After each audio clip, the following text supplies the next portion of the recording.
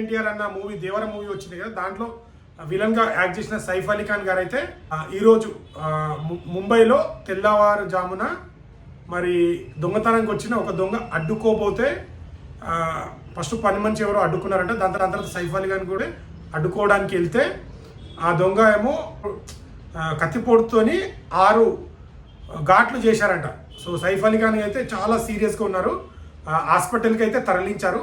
మరి ఇది దొంగతనానికి వచ్చి అలా జరిగిందా, లేదంటే ఏదైనా కావాలని కుట్ర చేసిరా సైఫ్ అలీ ఖాన్ గారి మీద అని చెప్పి ముంబై పోలీసులు అయితే దర్యాప్తు చేస్తున్నారు. మన జూనియర్ ఎన్టీఆర్ అన్న అయితే ట్వీట్ చేయడం జరిగింది, ఒక ట్వీట్.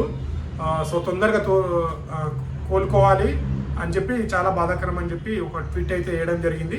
సో ముంబై పోలీసులు అయితే ఇది అంటే కావాలని టార్గెట్ చేసిర్రా, లేదంటే దొంగతనానికి వచ్చి అంటే ఎక్కడ దొరికిపోతామో అని చెప్పి దొంగలు అటాక్ చేసిరా అనేది విచారణ అయితే జరుగుతుంది. కొద్దిగా సీరియస్గానే ఉంది సైఫ్ అలీ ఖాన్ గారికి.